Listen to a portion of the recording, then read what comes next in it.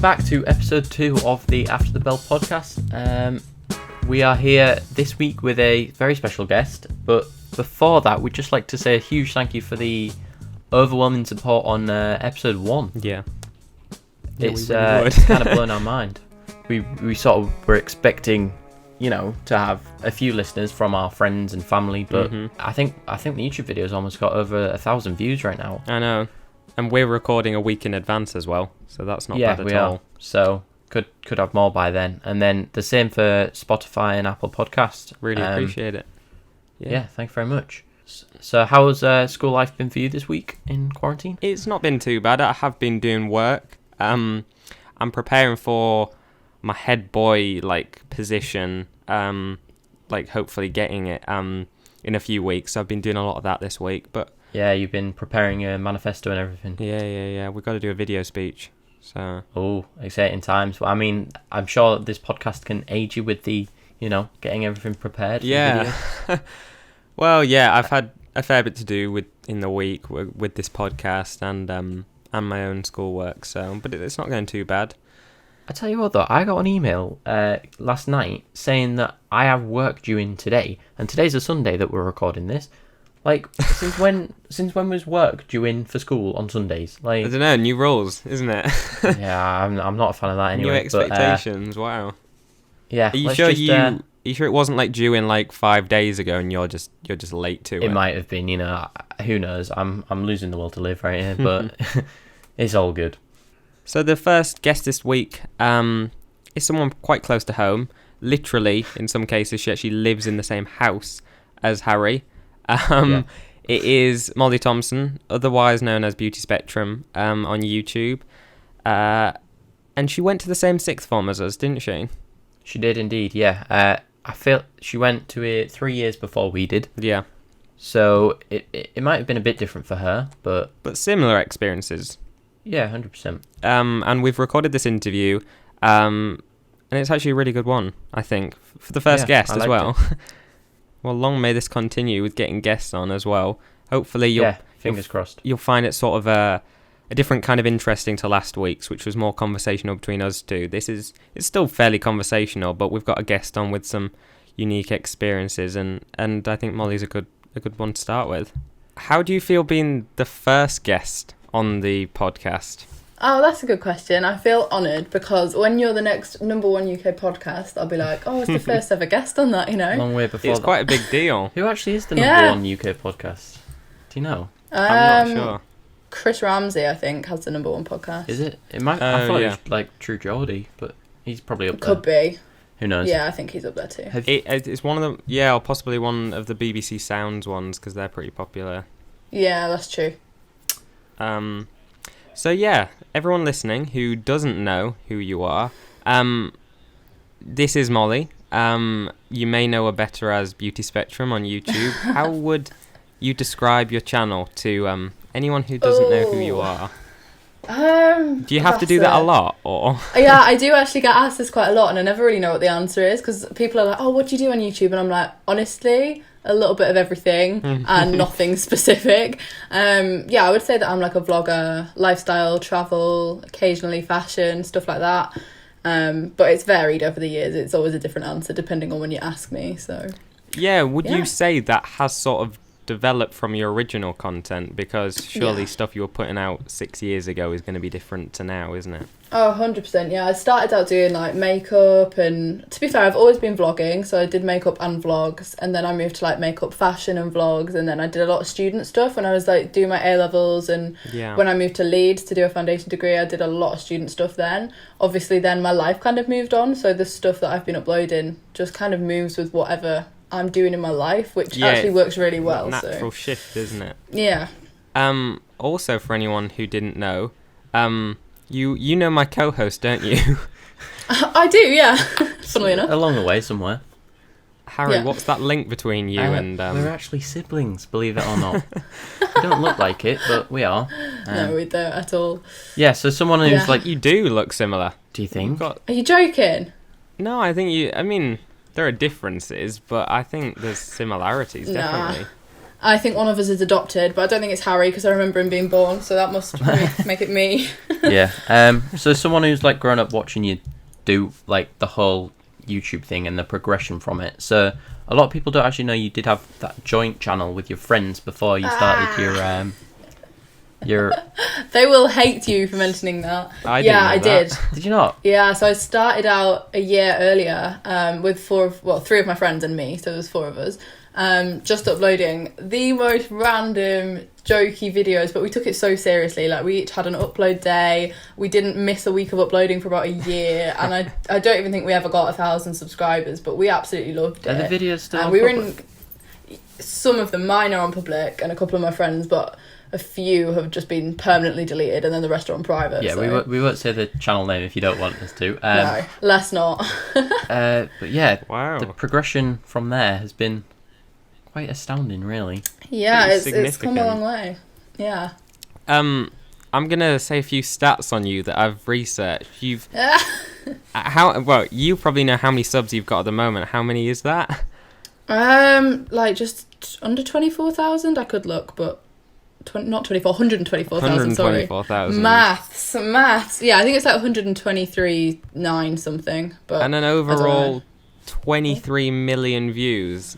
That's a lot. I didn't know that until I saw that written down because I've never checked that and I can't see that on my channel without proper looking for it.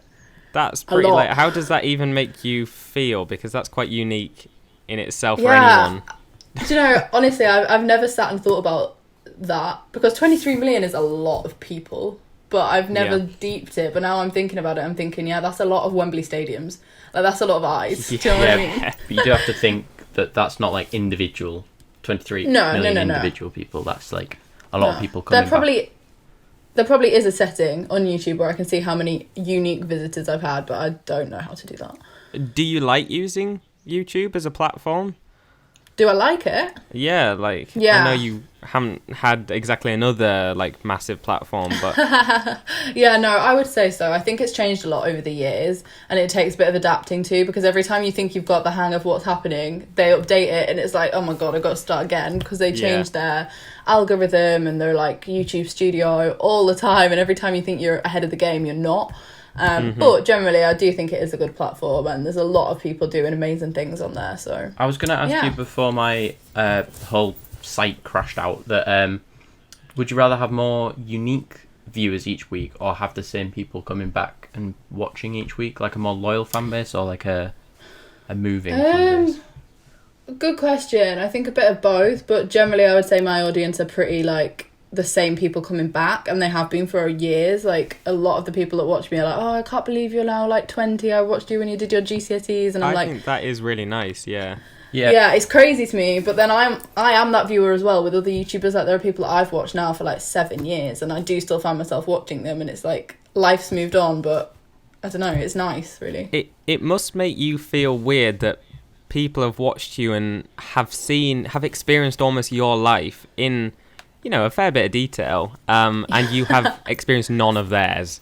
Yeah, it is bizarre because I think I don't realise often how much I've shared. Like, somebody messaged me the other day a screenshot of like just me and my friends that I was friends with in year 11 and was like, can't believe this was when I started watching you. And I was like, it's mad to me that you remember that, because I'm not even friends with some of these people anymore and I forget just how much they've followed it. Yeah. And then I think, wow. And it's not really until I meet people that I realise just how much they know about me. Like, I'll meet people at YouTube events and they're like, oh, like, say hi to Tom, or like, say hi to Erin, who's like my best friend, and I'm like, that's so weird that you know them and I don't even know your name. Like, it is bizarre. It is really, I can't even imagine it. It's that kind of otherworldly. This level of success is pretty, you shouldn't, I guess you didn't expect it, did you, when you started? Like, who does expect? No. Or did you? No, I definitely didn't. I didn't at all. No. I think I was very determined. When I started out, I had a lot of drive, so I was really like, I'm going to keep doing this, even if it's like not successful, because that's just the kind of person that I am. But I think that when it started to like take off, I was really shocked by it, to be honest, especially to start off with. I think now I'm kind of used to it because this is just like my life now and my job now. But to start off with, I was really taken by surprise, yeah. Yeah, because is it that kind of determination then that keeps you? Because sort of everyone at one point in their life, including you, Harry, we start a channel and you want it to grow, and then it sort of fades off because you're not reaching that popularity or that interaction with your viewers. But you obviously persevered and then got past that. Yeah, I think, to be honest, I don't know what it was that made me keep doing it other than the fact I really enjoyed it. And even if, one person commented and was like, oh, I love this vlog, I'd be like, right, cool, that person liked it, they'll watch again next week. And then I think probably about a year in, I started to make really good friends with other YouTubers. And ultimately, I think that was what kept me going, because then I had a really solid friendship group of people that were, motivating us to do the same thing. I think a big part of it is the consistency, being able to follow a schedule, because with my old channel, I didn't follow any sort of scheduling. It was just sort of upload when I feel like it. I'd upload 3 videos in 1 week and then no videos for 3 weeks. And that's not how you retain an audience, I guess. No, that's true. I think I honestly can count on 2 fingers how many times I haven't uploaded on a Tuesday. Basically Tuesdays have been my upload day since I was 13, and I think I've missed 2 weeks since I was 13, and now it's just so engraved in me that I just think even if nobody watched, I'd still be like, it's Tuesday, it's video time. Yeah. No, that's understandable actually, because you've got to develop this structure for yourself. Yeah, 100%. And then, like you said, you've got to enjoy it, because if you're not really enjoying it, then you're not going to keep going. That's all of it, really, isn't it? For sure. I was going to ask... Yeah, I think you've hit the nail on the head. I was going to ask her, how do you reckon you've reached the level of success in terms of your education while also managing the YouTube side of things? So, how have you attained the grade you got at, GCSE and A-level, as well as doing YouTube as well? Because most people can't even do one of those things, let alone 2. I mean, I don't think my grades were that incredible, but I think I was just really motivated. And to be honest, looking back now, I don't know how I did it, because I couldn't do it now. Now I can barely just do YouTube as a full-time thing. I don't know how I got my A-levels, but I do think it helped that I was really interested in what I was studying, especially at A-level. At GCSE, it was more of a determination to prove people wrong. Not that loads of people thought I couldn't do it, just because I'd struggled with a lot of subjects. And then I was really right, well, they don't think I can do it, so now I'm going to prove that I can do it. And that was what got me through that. Was that sort of the same for YouTube as well, though, in terms of proving people wrong? Was that ever... A little bit, I guess, but not massively, because to start off with, at the very beginning, nobody knew that I was doing it, so there wasn't really people criticising it and commenting on it until I'd already got over 2,000 subscribers, and in my head back then I was like, well, that's 2,000 people more than you, so I don't think so as much with YouTube. I think that balance I would find that incredibly hard to get between your studies. I mean, I find it quite hard to balance anyway now, and that's all I'm doing, but for you to go through and do GCSEs, A-levels, and then a uni foundation degree, all whilst doing sort of another job and having an actual income, that's quite... I honestly didn't really think about it at the time, especially because to start with at GCSE it was still just a hobby, but by the time I did take my A-levels it was becoming a full-time thing, and I would spend 1 day a week down in London, and the school, to be honest with you, was so supportive of that. They were really really great, and I was really taken aback, because I was right, I might have to choose here, especially towards the end of year 13 I was this is becoming a lot, but they were great about it. And then obviously once I moved to Leeds, it was a lot more flexible being at uni, and I could balance it a bit easier, but I do think that the second half of sixth form was a lot of effort. Do you ever think you wasn't going to finish A-levels at any point? No, I don't think so, because I was really enjoying them all. I didn't not like it. It was just more of a time issue. Which A-levels did you do again for me? I did media studies, photography, and English literature, and then I did history at AS. Is that the same 3 as you, Harvey? That is almost the same as me. I do photography, English lit, and history. Right, okay. Oh, well, there you go. So pretty much the same. Do you think your A-levels aided your sort of YouTube in any way, or vice versa? No, I don't think so, not at all, to be honest. I think media studies, it was the other way around. I was good at media because I did YouTube, not the other way around. But I do think that my foundation course helped me a lot with Photoshop and like little parts of my job that I just could have tweaked. So like I couldn't use Photoshop, I couldn't use Illustrator, like making thumbnails I wasn't as good at. So it did help me with that because I had like a full-on course in Photoshop and like the Adobe software. So I guess that was a benefit. In many ways, did you sort of separate those two sections of your life? So you've got your YouTube and then you've got your school, and they're almost two entities that occasionally 100%. Come together and help it. Yeah. To be honest, they didn't really overlap at all because I had a whole friendship group that I'd made from doing YouTube, and they were like my YouTube friends, my work friends. And then I had my school friends and my school life and all of that drama that was completely separate to the other. And to be honest, I don't really think they ever overlapped other than occasionally doing like study content on YouTube. There was no real reason to mix the two. Would you have preferred it if they did overlap more, or did you like it as sort of two separate entities? No, I liked it. I liked it as two separate things. I think that people in the sixth form perceived it as one thing. So like my friends thought that it was like YouTube was like my whole being, and that was like everything about me, and I didn't really like that. But other than that, I don't think it ever really bothered me. I don't think it would have worked if they overlapped, to be honest. Like there was no real reason for them to. Harry, obviously watching your sister do this for years and years, and you were there obviously every step of the way. You were there. What was your thoughts on it? Did it inspire you, or did you just be like, well, I'm not really interested, To be honest, I think I just embarrassed him. No, I definitely don't think it was that. To be honest, I can't really remember the first few years of you doing YouTube.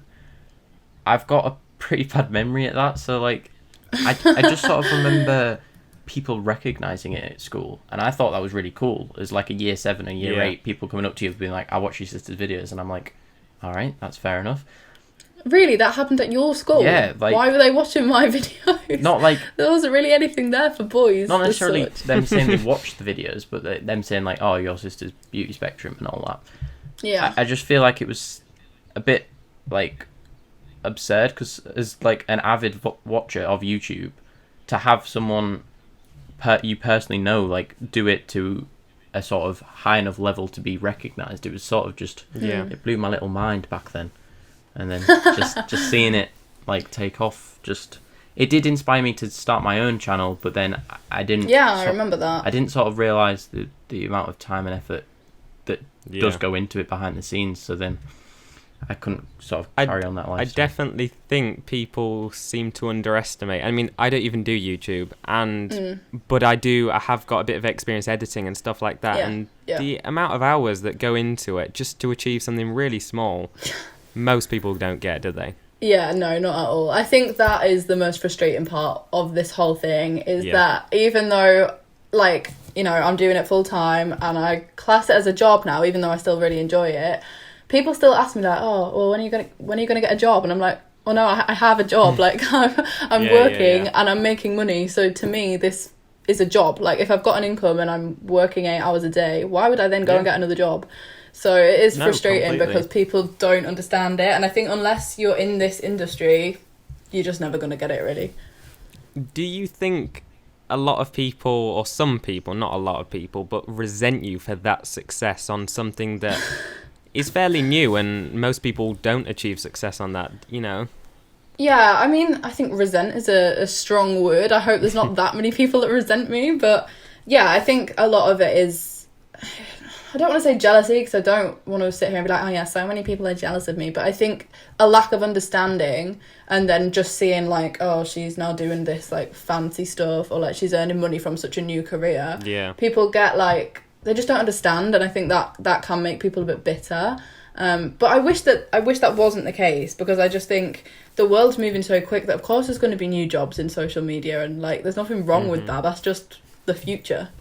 I've sort of got a question relating to what's happening at the moment in the terms. Do you think that sort of lockdown and the whole pandemic has aided YouTube as a whole or hindered it, sort of? Yeah, I think this is a double-edged sword. Somebody asked me this the other day. I think that in terms of viewers, people are watching more videos or watching videos for longer because they're not in a rush, but then at the same time everybody's uploading more because they've suddenly got more time, so there's more content, which means actually the views aren't that much higher, and the advertising rate is so much lower because no advertisers have budget right now because and there's sort of everything less that's going creativity on. behind videos, I guess, as well, because you're very Yeah. restricted. Yeah, 100%. Filming everything from your house is like fine for 2 weeks, and we're on week 8, and it's like I okay, think you're doing quite I'm well really with it though, struggling. with like the different wacky ideas, like the Christmas challenge and the Dubai holiday. I think I'm losing my mind. Yeah. But yeah, I mean, it's been okay. It could be better, but there's nothing we can really do about it. So It's forcing you to be a bit more innovative, I guess. 100%, yeah, definitely. And I think that the same with like Instagram. I mean, I know we're talking primarily about YouTube, but like it's hard taking photos when you're not doing anything and you're not getting dressed. But then at the same time, Instagram's a huge part of my job, and I'm like, right, well, I've got to get creative with what I'm doing then because otherwise there's nothing to post. Do you ever just get that urge to just quit it and just think, right, I'm done with this? It's just getting annoying, and I'm feeling this pressure to post, and I just want to stop it. No, I actually have never felt that because I think that That's good. I definitely go through phases where I'm like, I don't know what I want to film or I can't be bothered to film. But I think in terms of like vlogs, even if I didn't do YouTube anymore, I probably would still film most things because I love watching them back just for me. Yeah. So I think I've never really had that because I genuinely love vlogging stuff. But definitely like challenge style videos and stuff. I go through phases where I'm like, what am I doing? Like, I don't have any motivation right now, but it usually comes back after like a week. Are you happy that, like, in the future, say, your children or even grandchildren can sit and watch back your whole entire sort of childhood? Do you reckon that's a good thing? Yeah, 100%. Yeah, I was actually thinking this the other day because I was putting my scrapbook together of stuff I brought back from Australia, and I was like, oh, I don't think I took enough pictures that I printed out because they won't be able to look back on anything like my children. And then I was like, what am I doing? I've got a whole 13 videos. They could watch the whole trip. They don't need to look at a scrapbook. That is going to be so unique that most people who've forgotten stuff from their childhood in secondary school and their A-levels, like, you have got every one of, them on record. And it is really, really bizarre because I think that, like, I weekly vlogged every single week of sixth form from week 1 to sit in my A-levels, and I had so many different friendships. I got in a relationship with my boyfriend in the middle of that, and all of that is documented because I just was uploading everything and I didn't even really censor any of it. And if I went back I wouldn't do it the same, but at the time I was like, oh, I've just met you, do you want to be in the vlog? And that was really annoying, but now it's really nice to look back on. There is always that small possibility that, like, you could still even be doing YouTube with a little toddler running around. Like, how like foreseeable do you see YouTube being for you? Like, how far into the future do you see you still doing it as a full time? I know that's a hard question. I have no idea. I don't think it'll be like a full-time job forever because it's just difficult to sustain, especially because I'm not like the most subscribed to person. Like, I could definitely have more followers, so because of that I don't think it'll be a full-time job forever. But I do think even if I got like another job, I would probably still keep doing it on the side, or like just slightly less, or just vlogging because I like it. But in terms of like when, I have no idea. If it's not about just if it's more than just the money or success, and if it's actually about you just liking to entertain both people and yourself, and people are still watching, then why wouldn't you continue? Exactly. But do you see the platform like as a whole carrying on for the foreseeable like 50 years, or do you see that in itself dying out and something else like TikTok taking its place? Like, yeah, I mean, I think that TikTok is very up and coming, but I do think that YouTube will stay around, even if it is in the background or in a really different way, or if the platform completely adapts. I do think it'll be around for a long time because there's nothing else like it on the internet. There isn't a rival platform, and TikTok can try, but it's a totally different form of entertainment. So yeah, I don't know. I think that we'll just have to see. And I feel like one of those things with YouTube is we live in a world now where you seem to have to pay for something to get something, or if you want to be better, you have to pay more. But YouTube is still, at the moment, you can do sort of everything you're doing on YouTube for free. 100%. And you don't have to pay for an added perk just to upload a certain length of video. Like, as far as I'm aware, I think that's still quite special nowadays, and they haven't changed that. Yeah, I think it is too, because there's all those little add-ons that like I could add to my own channel, so I could get people to be like a member, or I could recommend that people buy like YouTube Premium where you can skip the ads or whatever. But ultimately you don't need any of that to Yeah. create or to be a viewer. And I think that for as long as they keep that the platform will keep going, because there's no reason Yeah. for it to not. The fact Yeah. that anyone can create still on it is Yeah. something really good, and that should be Yeah. preserved in YouTube rather than them take that away in the future. 100%. That's the beauty of it as well, because some of the people that are the most successful now literally just started out filming on their phone. And with that, everyone seems to start on like the same level. Like in life, people don't even start on the same level platform. You know, some people have an advantage, but with YouTube, I guess if, you know, everyone's first video, everyone's sort of starting At zero as they subs. mean to continue, and they Yeah. can, it's up to them to get Yeah. better and stuff like that. 100%. Unless they're like already famous, which I guess doesn't really count. Yeah. They're all starting on a level playing field. And I think especially back when I started, like 2013, 2014, that was a real perk, because like nothing really sets me aside. Like I know that, and I was aware of that when I started, but I think because I was like determined, and because everybody else was starting out at the same time, at the same point, it just works a lot better, I think. Do you think Yeah. it used to be more like the like visual representation of how well your channel was doing was more down to effort, and now it's more sort of like manipulating the YouTube system? Or do you A bit, reckon yeah. it's sort of, because I think it used to be sort of you saw how much effort was put into videos by how well the channel was doing, but now you can sort of Yeah. ease off on the effort and see a channel growing purely off like manipulating, like say for example like Morgs, you know. I don't know why I Yeah. use that example, but I feel like he's really good at No, like sort of you're right. he's really good at you like knowing what needs to be on YouTube when, but Yeah. his channel doesn't like have 100% effort into it like a smaller one might. Yeah.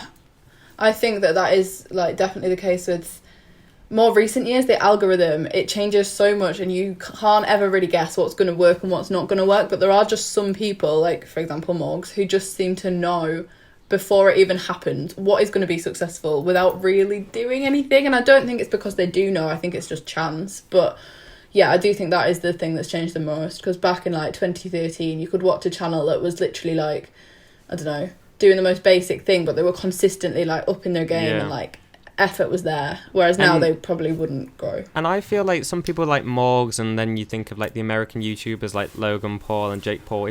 If they don't mind where they draw that line, then they've got sort of infinite level of like possible success, because they're just 100%. going to keep topping it. Yeah, Yeah, but then you literally, saw- those people that are at the top. You saw the There you go. repercussion of that with Logan Paul, because he just kept topping it and then he went too Well, far. exactly. And then he went Yeah. back Yeah. down to the bottom, but now he's back up at the top again. Like I feel like Yeah, even UK like viewers are now like enjoying his content, and they're not like afraid to say it like they were like with the whole boxing thing. Sort of, he helped YouTube sort of spiral out into mainstream media with the whole Yeah. boxing fights, and yeah. you know Joe Suggs done it with Strictly. I feel like it's Yeah. all sort of becoming one big world now. No, I was going to say, I think once you're already at the top, like how Logan Paul was, or Morgs is, or people like Joe Sugg even, then those opportunities are a lot more available. And I think Yeah. you still have to get to that point. Like those opportunities aren't available to people that are lower down. They're Yeah, there yeah. for people that are like able to branch into other media and still have enough people recognise them. Yeah, is that kind of keeping on top in it? Is it sustainable for a channel as well? When you think of like someone like Logan Paul, I mean, you have an insight because you've got a YouTube channel, but do you feel your content is sustainable? You can carry this on, or do you feel you've got to adapt? I do think you've got to adapt, definitely, because if I was uploading what I was uploading in 2014 now, I really don't think many people would watch it. I mean, don't get me wrong, there'd still be like people that would, like Yeah. the people that either just really want to watch me, or the people that really like those old style videos, but generally you've got to keep up with what's doing well and what's popular, otherwise you just become a bit irrelevant. Yeah. It's a tricky one. It is. Progressing into the TV show of the week now, sort of a little segment we like okay. to add to each episode. Yeah. What have you been watching this week during lockdown? I have been watching a show on Netflix called Outer Banks. So it's a Netflix original, and a couple of people had recommended it to me, and I'd added it to my watch list ages ago, and I was like, maybe. And then I started episode 1 because I was bored, and actually it's really, really good. Mm-hmm. Do you want to Is it? explain a little Yeah. bit about it? So basically it's set like off the coast of America somewhere on this tiny island, and it's like a group of teenagers, but the island is split into like the rich people that like own the island and live there, and then the like outcasts, and the story is following obviously their story. And in episode 1 they end up finding like a shipwreck and a dead body in the water, and then before they even realise it, they're like too far involved in this investigation and too far involved with what's going on without even realising that they were, and then it's kind of spiralled from there. But it's really good. It says it's action based on my screen. Is that right? Do you feel it's I think it's a bit of everything. It's like action based, it's American like rom-com style. You've got like a central plot, but then you've also got like a romantic storyline going on, and then you've got like a bit of a backstory going on. It's just really well put together, and also they're on this most beautiful island, and every time I watch it I just want to go on holiday. So I know there's this guy here with like his top off and his chest exposed on the poster. Is that a sign of what's to come in the show?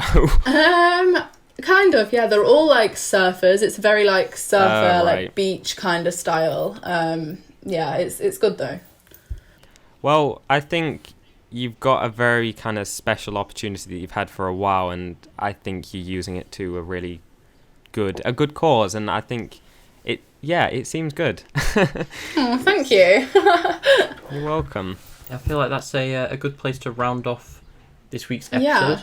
Yeah. Well, thank you for having me, and thank you for asking me to be guest number 1. Yes, I'm very excited welcome. to listen to this guest back. number 1.